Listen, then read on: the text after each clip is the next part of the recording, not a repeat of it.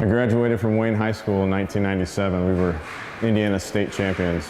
Went to the University of Iowa and played 4 years from 97 to 2001. Went to the NFL after that. I played 11 years in the National Football League. Most of my career I was with the Carolina Panthers. My name is Jason Baker. I'm just an average Joe, but I have a game plan for life.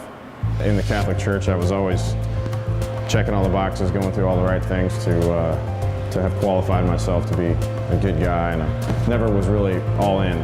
Throughout my football career, I developed a lot of relationships, and one of the things probably the most thankful for as a result of football is the relationships that I had in my life that led me closer to Christ, and a lot of that started when I was in college. I started having, I guess you'd call some kind of life hardships, most prominently my sister's diagnosis of a brain tumor, and I started wrestling with the idea of how this awesome, wonderful God I have could put my sister through this and my family through this, and through that led to a lot of conversations that really opened up the Bible to me in a way that I had never really had it opened up to me before. Going into my junior year of college, I really had to recommit myself to a life of following Christ and knowing Christ. And when I was younger, I had no idea how badly I needed Him. Through these experiences, and as my football career progressed into the NFL, and different positives and negatives happened to me, it brought me closer to God. And the closer I got to God, the more I learned who He was and what He was about, and the more I learned that I needed Him. People always talk about, well, you're blessed to be able to play and all this, but this was never really about me and a reward for the way I lived. This was always God's tool for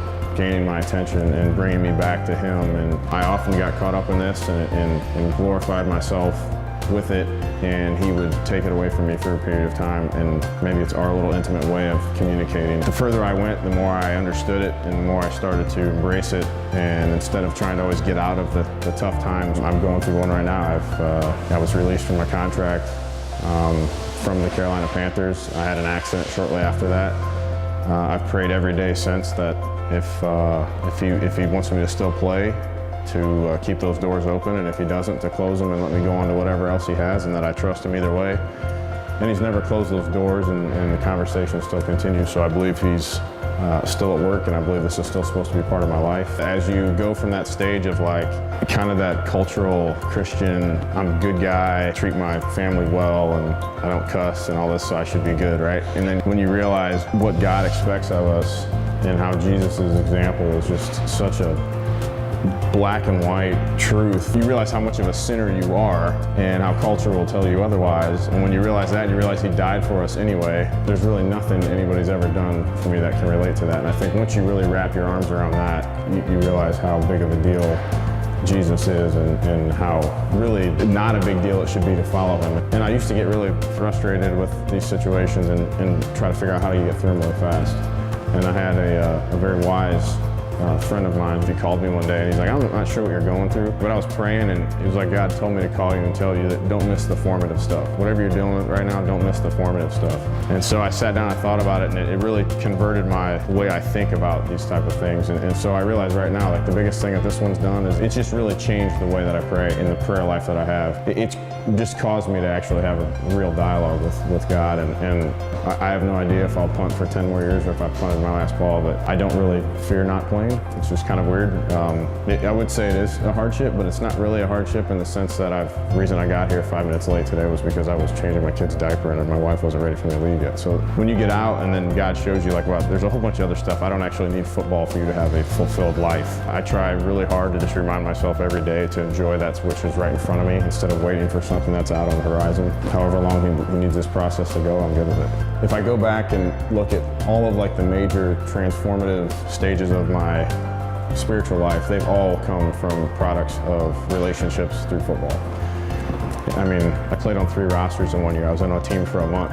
You know, just little things like that you're like, why in the world would I have to go play on 3 rosters in 1 year? I was never unemployed, but it was just I kept getting exposed to different people in different places, and there's a list of those type of things that I could go through. He's allowed me enough football where I have the freedom to choose what I want to do next instead of having only to chase an income, which I'm very fortunate of that. And I got to make sure, I think, that whatever I choose is honoring to Him, because He's obviously the one who put me in this position. I think it's probably about 10 years ago we started this idea.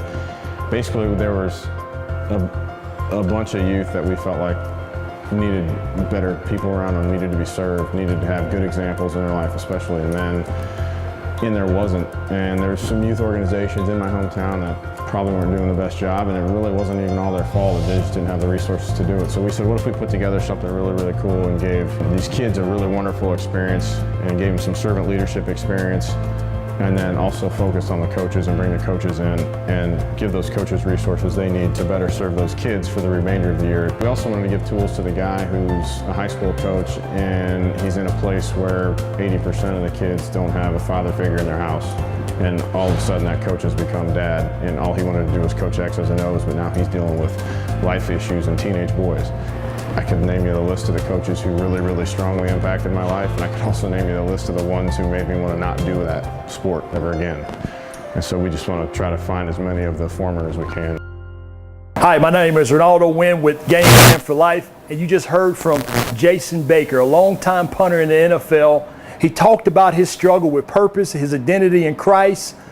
Make sure you go to Coach's book, Game Plan for Life, to look at one of those topics for more information, so you will have a game plan for life. And also go to our website, gameplanforlife.com, for more resources.